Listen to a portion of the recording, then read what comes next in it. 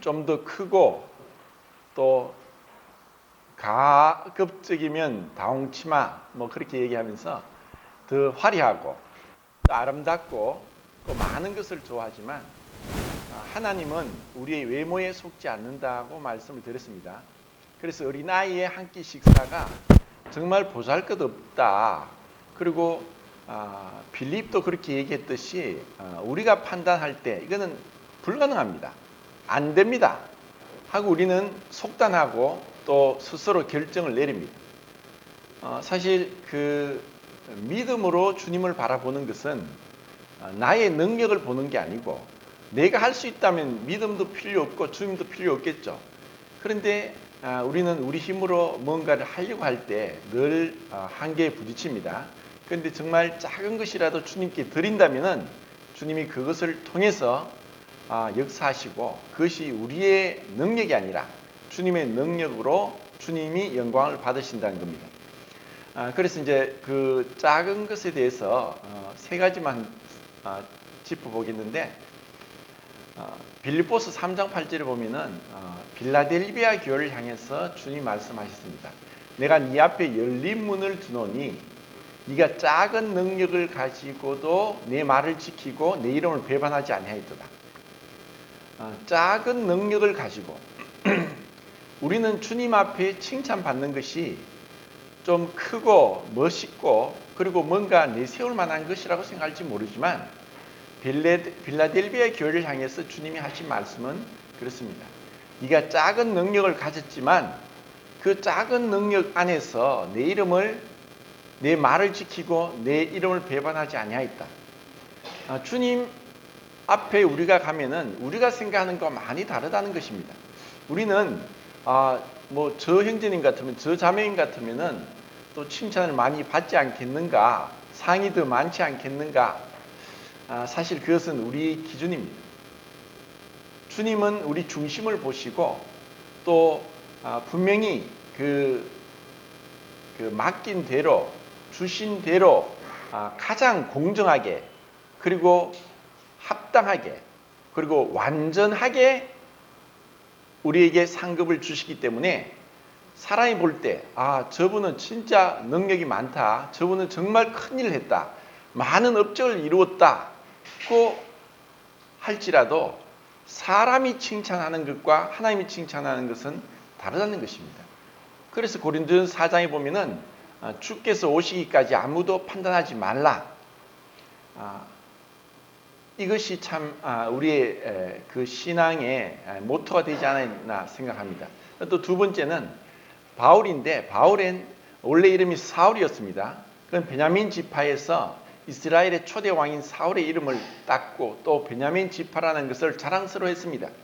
그런데 그가 구원받고 나서 이 사울은 히브리식 이름이기 때문에 그 로마식 헬라식 이름으로 이제 바울이라고 부르는데 바울의 뜻은 무엇이죠? 작은 자란 뜻입니다. 바울의 뜻은 작은 자란 뜻입니다. 스스로 네가 작게 여길 때 주님이 우리를 높이시지 스스로 내 자신을 높이면 주님 앞에 낮아짐을 당한다는 것.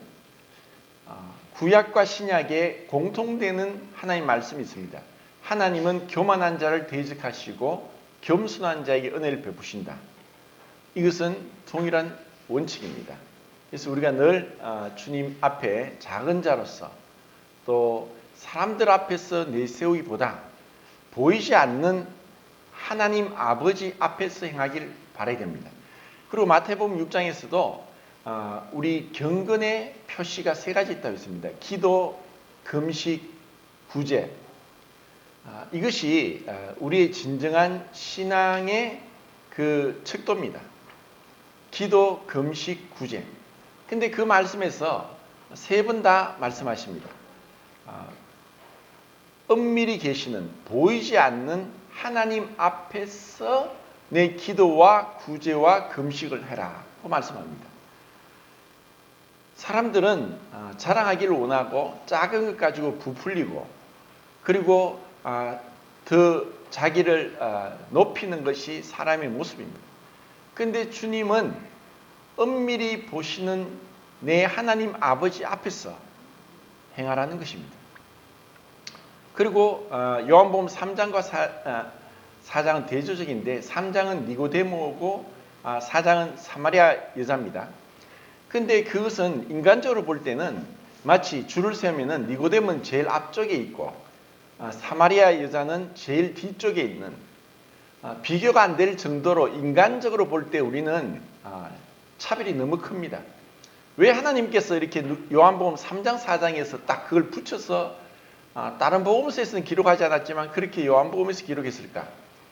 니고데모는 정말 인간으로서 유대인으로서 최고의 위치에 있는 사람이고 사람으로서도 축복받은 사람이고 또 그가 잘했겠지만 그런 그 가문에서 그런 부모를 만나서 그런 위치에 올라갔습니다.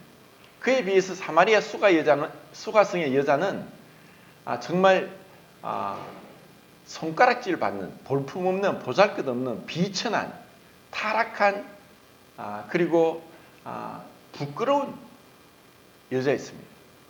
그런데 그 결말은 어떻습니까? 다른 부분은 몰라도 나중에 니고데모도 분명히 회심했을 거라고 생각합니다. 그런데 그 요한복음 3장 4장에 나타난 그 결과 전도의 열매에 있어서는 니고데모가 사마리아 수가 여자를 발밑도 못 따라갑니다. 전도에 있어서는 사마리아 여자가 니고데모와 비교가 안 될 정도로 탁월하고 뛰어납니다. 그는 주님과의 대화를 통해서 주님을 알고 만나고 나서는 물동이를 버려두고 자기의 부끄러움을 다 알고 있는 것을 온 동네방네 다니면서 내가 한 일을 다 알고 있는 분을 만났다. 메시아를 만났다. 내가 한 모든 부끄러운 일을 그는 서슴없이 얘기하면서 사마리아 사람들이 놀랐습니다. 아니 저 여자가 왜 저렇게까지 변했을까? 저 부끄러움을 개의치 않고 저렇게 소리치면서 그 어떤 큰 변화가 있구나 하는 놀라움을 느끼고 예수님께 왔습니다. 이런 면에서 하나님께서 사용하시는 방법, 하나님께서 사용하시는 사람, 우리가 얼마나 다릅니까? 우리는 생각할 때 니고데모가 믿으면은 더 많은 전도를 할 것이고 더 큰 일을 할 것이라고 생각할지 모릅니다. 우리도 교회에서 그렇게 생각합니다. 세상은 분명히 피라밋입니다. 지배층은 소수고 피지배층으로 갈수록 많아집니다. 소수가 많은 부와 권력을 누리고 횡포를 부리고 법도 가진 자를 위해서 자기들의 권익을 보호하기 위해서지 없는 사람, 이 뭔가 부족한 사람들은 이리저리 항상 피해를 당합니다. 그것이 교회 안에서 들어오면 참 문제가 됩니다. 교회에서도 세상적인 기준으로 부가 있고 또 어느 정도 지위가 있는 사람을 인정하고 그런 사람들을 또 교회에 어떤 일을 맡기고 했을 때 교회는 타락합니다. 인본주의 교회가 됩니다. 세상적인 그런 기준과는 완전 다르게 주님 앞에서 믿음으로 양심으로 그리고 경건하게 하나님 앞에 있는 사람들이 교회 안에서 어떤 직책을 맡고 그리고 하나님의 일을 행해야 됩니다.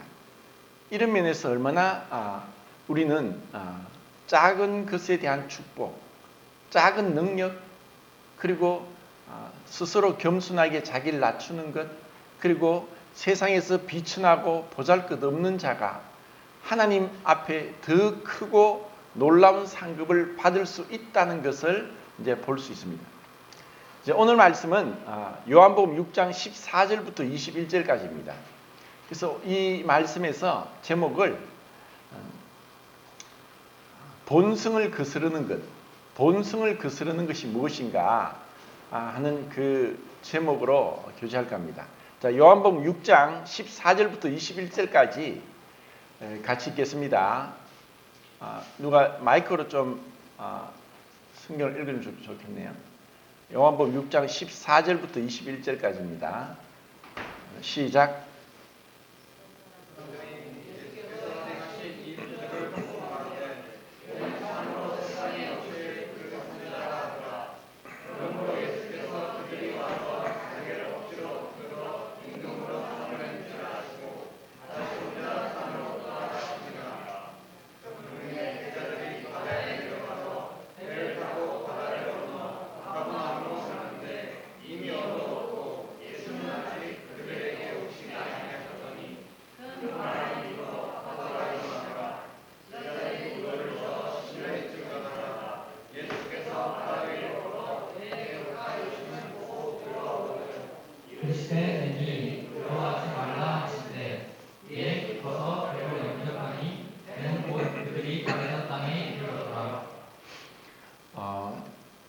오병이어 기적을 행하고 나서 일어난 사건입니다. 그리고 이것은 요한복음의 예수님의 5번째 기적으로 기록하고 있습니다. 마태복음 14장 22절부터 33절까지에도 이 내용이 나오는데 조금 다릅니다. 그래서 그 공간복음서와 같이 이 사건을 살펴보겠습니다.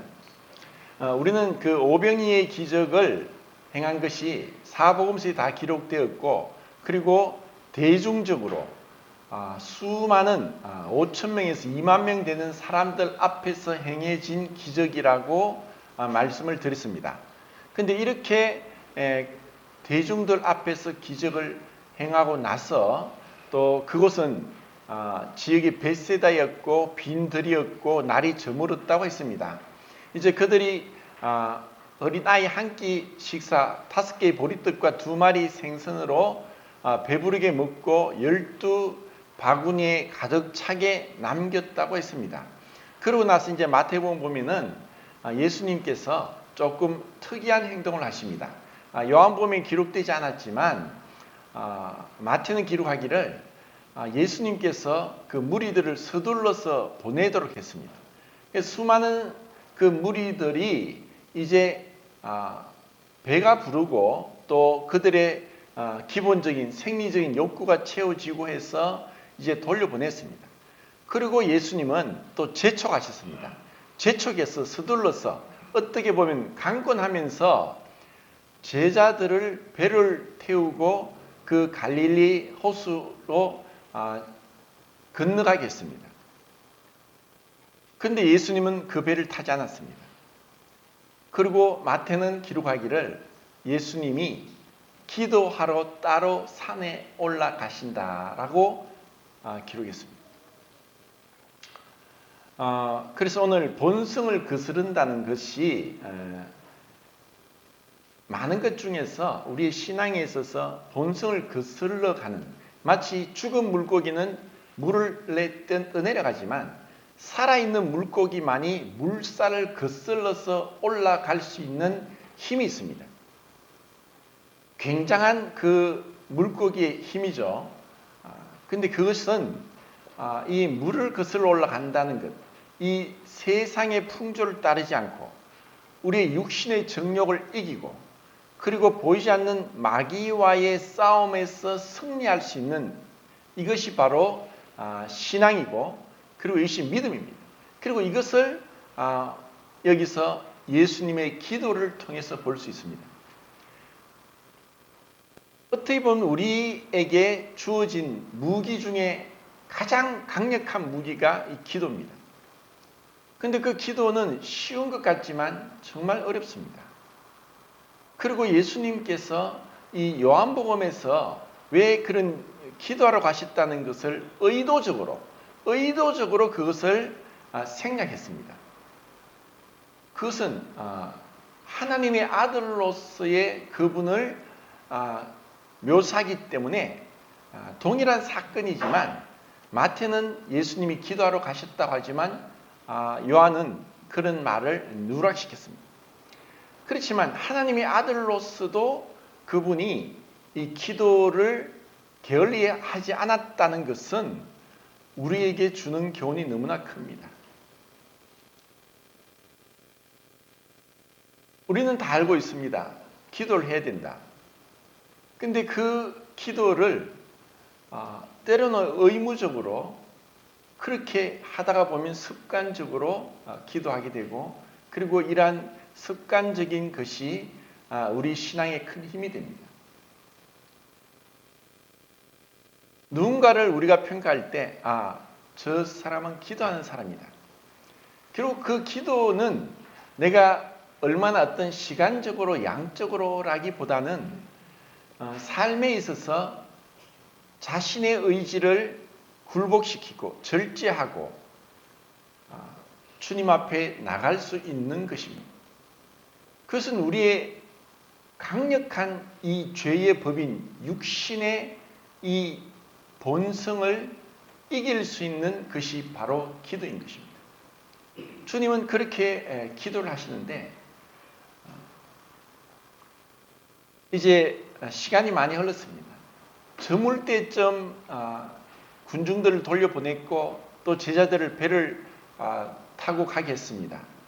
그리고 예수님은 기도하셨습니다. 그런데 이제 밤 사경쯤이라고 있습니다. 밤 사경은 밤을 저녁 6시부터 그 다음날 6시까지 4번을 나누어서 밤 사경은 새벽 3시부터 6시까지라고 얘기합니다. 주님은 밤이 맞도록 기도하셨습니다. 그런데 사실 이것은 쉽지 않습니다. 이 세상에서 제일 무거운 것이 뭐냐? 눈꺼풀이라고 합니다. 눈꺼풀보다 더 무거운 게 없어요. 이 잠을 이길 수 있는 건 정말 힘듭니다. 근데 이것은 성도님들은 그렇게 하시는지 모르겠지만 저는 이제 그 철야 기도도 많이 해봤고 또 산기도도 하고 그렇게 많이 따라가서 밤새도록 기도를 하는 거예요. 근데 우리나라 사람들이 참 대단하죠. 그 기성교회 분들은 사실 기도하는데 정말 목숨 걸고 하는 것 같습니다. 철야기도, 금요일마다 철야기도 하고 또 토요일날 또 밤 한숨도 안 자고 또 새벽기도 하고, 그리고 또 산기도 간다고 또 산으로 가서 또 나무 뿌리 붙잡고 기도하고 겨울에 추운데 어떻게 하는지 압니까? 큰 비닐을 가지고 비닐을 뒤집어 쓰고 숨구멍만 내놓고 그렇게 또 기도합니다. 그래 한번 해보셨습니까? 그렇게 한다고 할지라도 잠이 엄습하면 이길 수가 없습니다. 그런데 주님은 그 짧은 그 공생의 기간 동안 어쩌면 그 전에도 분명히 기도하는 것. 그래서 이 기도가 마치 큰 어려운 일이고 대단한 것이고라는 것이 아니라, 기도가 막히면 죽는다 하는 말이 있죠. 그 기도는 우리의 숨구멍입니다. 근데 영적으로 동일합니다. 영적으로도 기도가 막히면 우리의 신앙 생활이 멈춥니다. 이 기도, 이것은 어떻게 보면 너무나 쉬운 것입니다. 숨 쉬는 게 쉬운 거죠.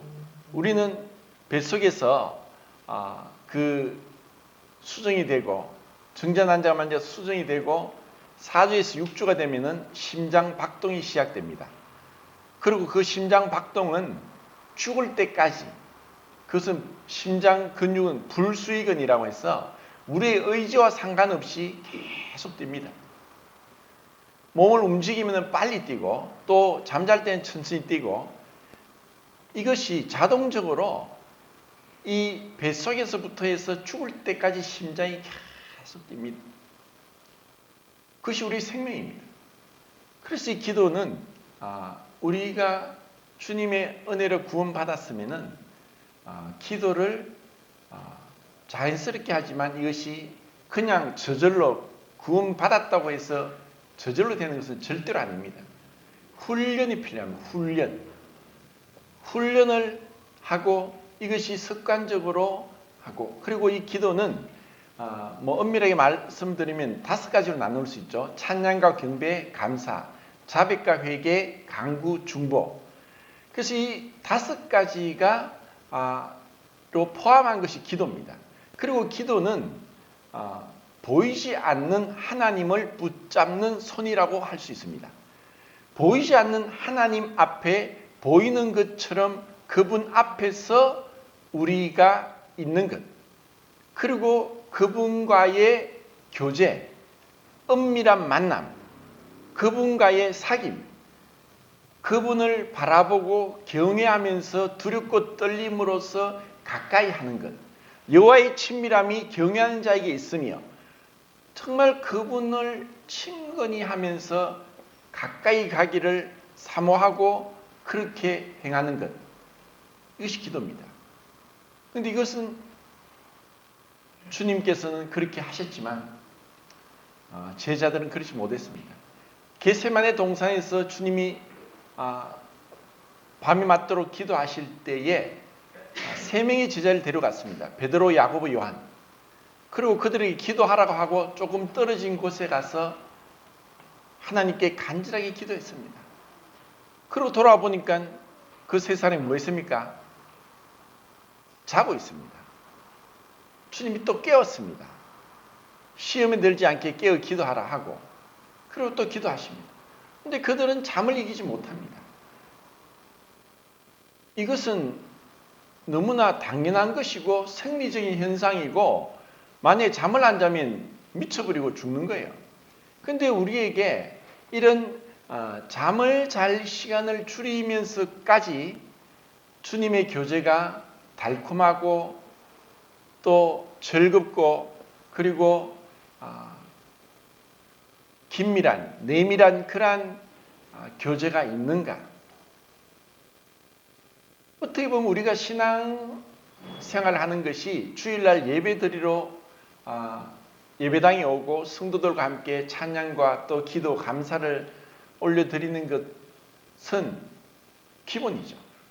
그런데 이러한 그 공적인 예배를 더욱더 풍성하게 할 수 있는 것은 개인적으로 은밀하게 보이지 않는 하나님 앞에서, 그 앞에서 제가 기도, 금식, 구제를 말씀드렸듯이 그 세 가지 중에 기도가 포함되는 것입니다.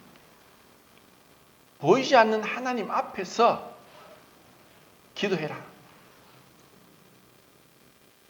골방에 들어가서 문을 닫고 보이지 않는 하나님 앞에 기도해라. 은밀히 보시는 내 아버지께서 갚으시리라. 그리고 그 기도에는 제자들은 사실 그러한 기도에 대한 훈련도 습관도 되지 않았습니다. 그런데 그들이 언제 변화가 되느냐? 사도행전에서 성령을 받고 나서 그들은 기도하기 시작했고 역사가 일어났습니다. 그 하나님의 능력이 나타나는 것은 기도하는 곳에 있습니다. 그런데 이것은 그 앞에 오병이의 기적을 맛보고서도 그들은 그 능력을 체험하지 못했습니다. 그리고 예수님이 500여 명이 보는 가운데서 승천했습니다. 죽은 지 사흘 만에 부활하시고 40일 동안 이 땅에 계시다가 40일째 되는 날 승천할 때 500여 명의 제자들이 그 예수님이 하늘로 올라가는 것을 지켜봤습니다. 그 얼마나 놀랍습니까? 우리는 흔히 그 인공위성을 발사하는데 그 나로를 발사하는데 TV로 보고 직접 가서 보신 분도 계실 건데 그것이 하늘로 올라가는 걸 볼 때 얼마나 놀랍습니까? 근데 그것이 올라가기 위해서 얼마나 많은 돈이, 시간이, 수많은 인재들이 그것을 매달려서 그 하나의 그 로켓을 대기권 밖으로 쏘아 올리기 위해서 얼마나 많은 기술이 집약되어 있고 돈이 들어가고 시간이 필요했습니까? 그런데 주님이 그냥 하늘로 올라가는 것을 지켜봤습니다. 얼마나 놀랍습니까? 그들은 이제 그 주님의 성천을 통해서 부활에 대한 소망, 하늘의 영원한 천국에 대한 소망, 그리고 이제 주님이 부활의 첫 열매로서 우리도 그렇게 될 것에 대한 소망, 이러한 소망을 갖고 주님이 당부하셨습니다. 기다리라. 기다리라. 약속한 것을, 아버지께서 약속하신 것을 기다리라. 근데 그들이 구약 성경을 잘 알았더라면 그 기다림이 얼마가 되느냐? 10일만 기다리면 됩니다. 그런데 주님이 그 말씀을 기다리라고 했습니다. 그리고 그들은 기다리고 기도했습니다. 120명만. 380명은 다 돌아갔습니다. 그 광경을 목격하였지만 돌아갔습니다.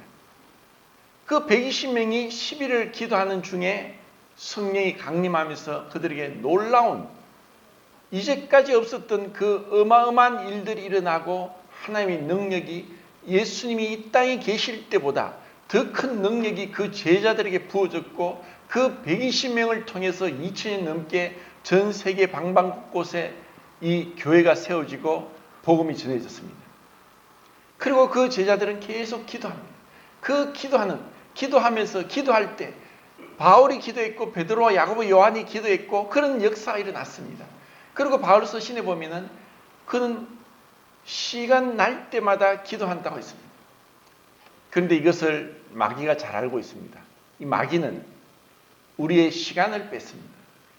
하나님께 나아가는 시간, 하나님을 대적하고 우리가 하나님 앞에 나아가는 그 시간을 뺏고 생각을 뺏고 우리의 그 모든 삶의 이 목표를 빼앗아서 이 땅에 머물게 합니다. 하늘을 보지 못하게 합니다. 그렇기 때문에 이 시간을 뺏는 것은 마귀의 속임수입니다. 그 시간만 뺐습니까? 우리 생각도 뺐습니다. 우리가 얼마나 많은 시간 동안 헛되게 낭비하면서 우리의 의지를 굴복시켜서 기도를 못하게 하느냐? 무엇이 우리의 생각과 시간을 뺐느냐? 이 땅에 있는 축복, 땅에 있는 욕망, 이 세속적인 것입니다.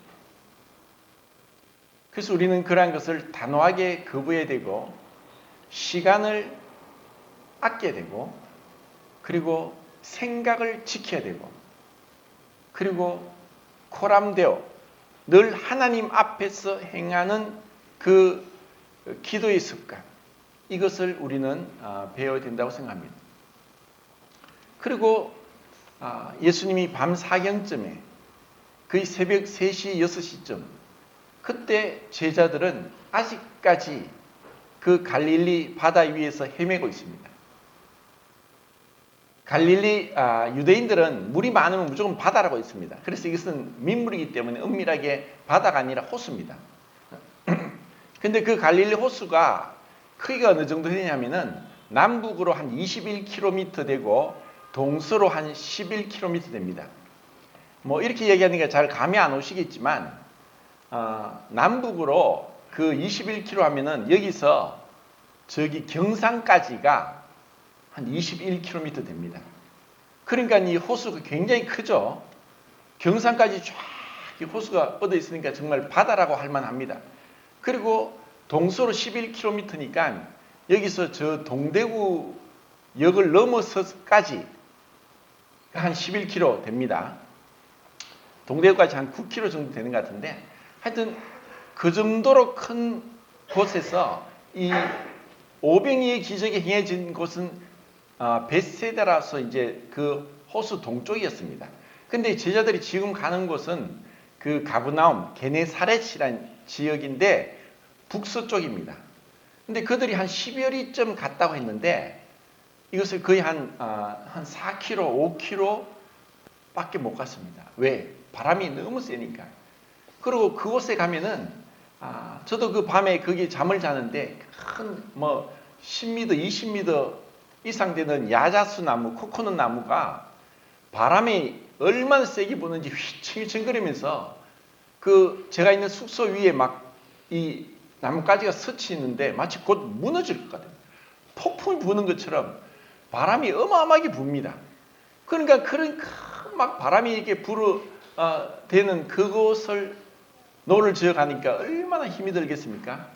근데 예수님은 기도하면서도 그들이 수고하고 밤이 맞도록 가도 겨우 그 정도, 반도 못 갈 정도로 헤매고 있는 것을 보고 계셨습니다.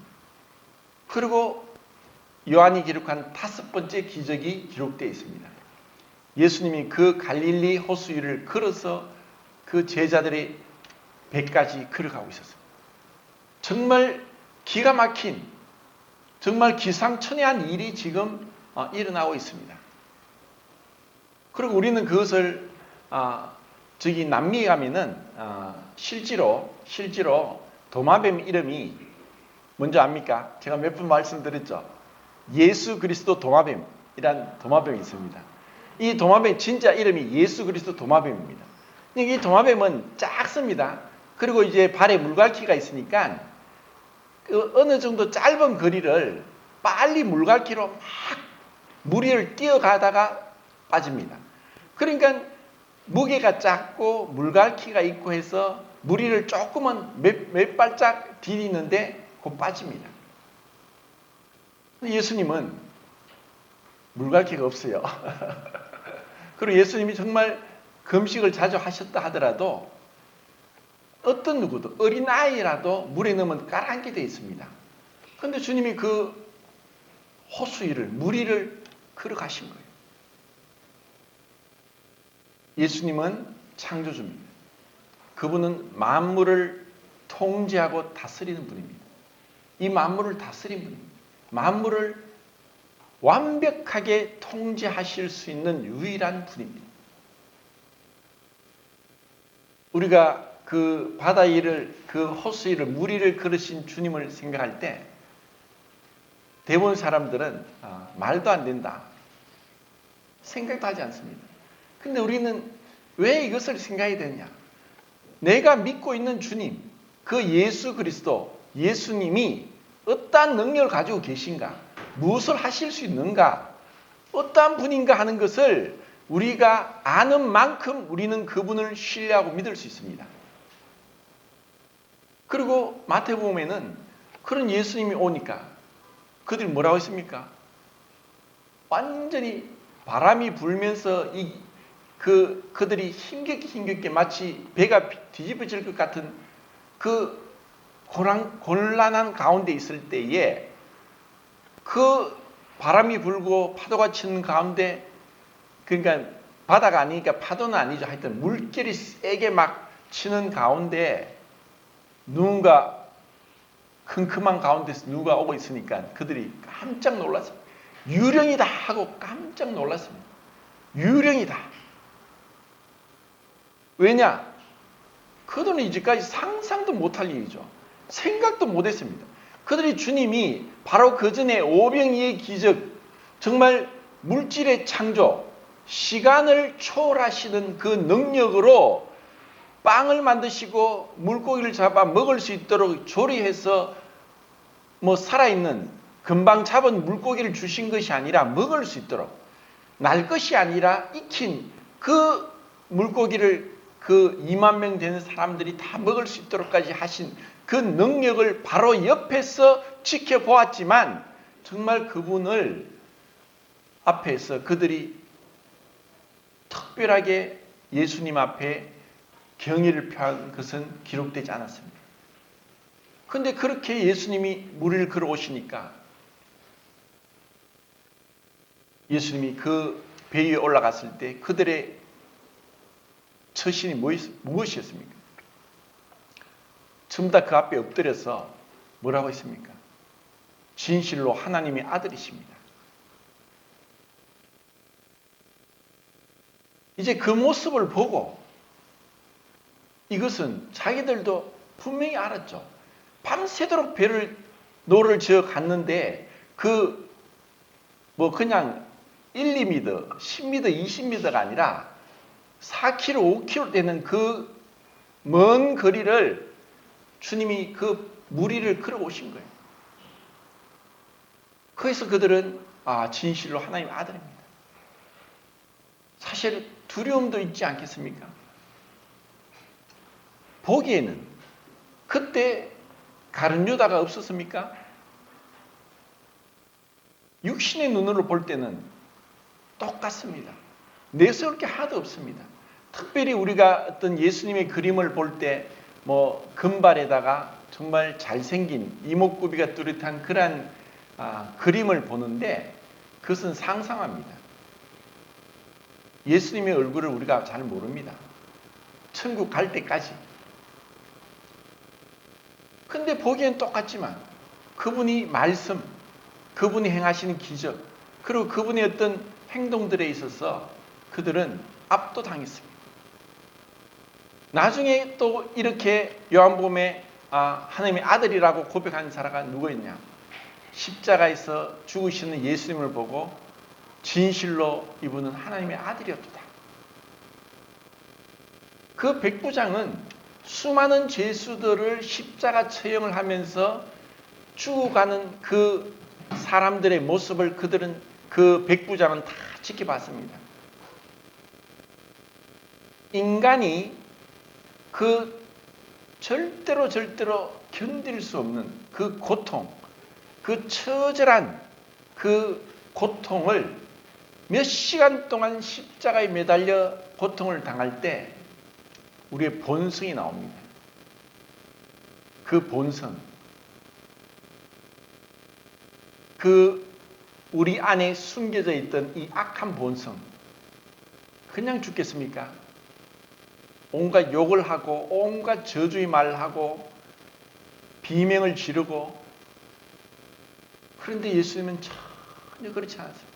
우리는 그러한 그 백부장의 그 고백을 통해서 또 우리는 주님을 알 수 있습니다. 그리고 마태복음 14장에서 그렇게 그들이 엎드리고 나서 16장 가이사랴 빌립보에서 베드로가 고백하죠. 주는 그리스도시요 살아계신 하나님의 아들입니다. 이제 앞에 이런 여러 사건들을 경험하고, 그리고 하나님께서 계시를 주시고 베드로 하여금 그런 놀라운 신앙 고백을 하겠습니다. 예수님이 누굽니까? 우리가 믿는 분이 누굽니까? 그분이 우리가 동등한 육체를 입고 계심에도 불구하고 그분을 하나님으로 고백할 수 있는 신앙. 이것이 그냥 인간적인 어떤 그 지식으로, 인간적인 노력으로 가능한 것이겠습니까? 절대로 불가능합니다. 주님의 은혜로 인해서 우리의 마음을 낮추시고 우리의 마음문을 여시고 성령의 그 계시를 우리가 받게 하시고, 그리고 그 주님을 바라보게 하면서 우리에게 이 고백이 나오게 된 것입니다. 주님은 그렇게 배에 올라가시기 전에 정말 두려워 떨었었는데, 또 정말 우리는 만화 같은 정말 재미있는 사건이 또 일어났습니다. 무슨 사건입니까? 베드로가 주님을 보고 주시면은 나로 무리를 걸어가게 해주소서. 참 엉뚱하고도 어린아이 같고 단순하고 그리고 급하고 그리고 실수 많은, 그것도 제자들 중에서 나이가 제일 많은데 나로 걸어가게 하소서. 그리고 무리를 걸어간 거예요. 얼마나 걸어간지 모릅니다. 무리를 걸어간 최초의 사람이 베드로입니다. 근데 베드로 도마뱀은 없습니다. 그 베드로가 그렇게 무리를 걸어갔을 때 그는 얼마나 놀랐겠습니까? 그는 왜 그렇게 그 인간으로서, 사실 우리가 이 과학 문명이 아무리 발달되고 AI가 나오고 로봇이 나오고 한다 할지라도 인간이 맨몸으로 그냥 무리를 걸어가게 할 수 있겠습니까? 저는 사실 불가능하다고 생각합니다. 인간이 어떤 하늘 나는 비행기 이런 걸 보면은 어마어마한 에너지, 연료가 있어야 되고 그 소리가 얼마나 큰지 모릅니다. 지금 우리가 많이 쉽게 접할 수 있는 드론 같은 경우도 소리가 시끄럽습니다. 그런데 전혀 소리도 나지 않게 어떤 동력 장치도 없이 베드로는 그 무리를 걸었습니다. 무엇 때문입니까? 어떻게 그 본성을 거스르고 그렇게 했습니까? 그래서 베드로가 바로 주님을 바라보면서 그렇게 걸을 수 있습니다. 그 믿음은 내 것이 아니라 주님을 바라보는 것.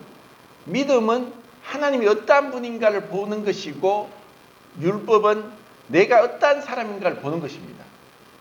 근데 우리는 믿음으로 행한다 하지만 쉽게 율법적으로 빠지는 게 내 자신을 너무너무 많이 봅니다. 사실 자주 보죠. 거울을 얼마나 많이 봅니까? 거울을 봅니까?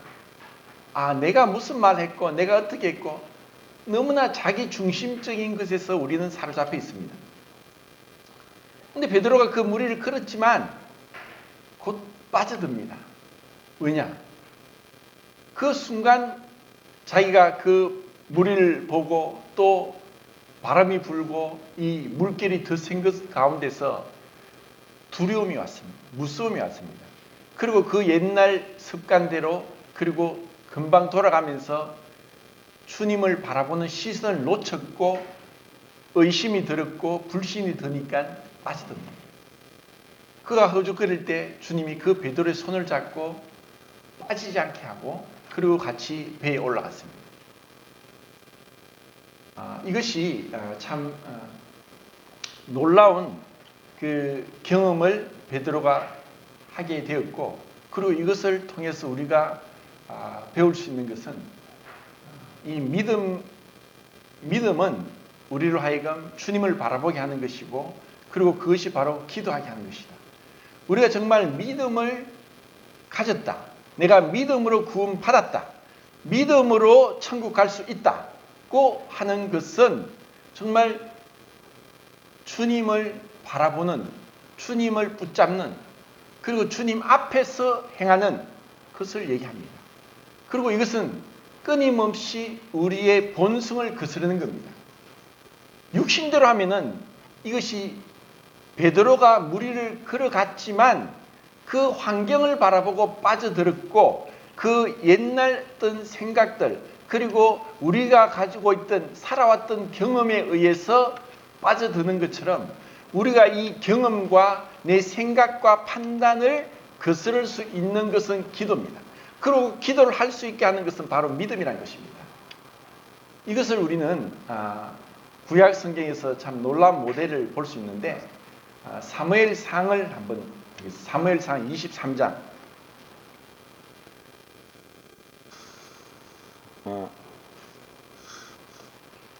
죄송합니다. 시간이 다 됐네요. 오늘 찬양 시간이라서 그래서 사무엘상 23장 1절부터 14절까지를 한번 읽고 묵상하시고 다음 주에 이 말씀을 교체하도록 하겠습니다. 감사합니다.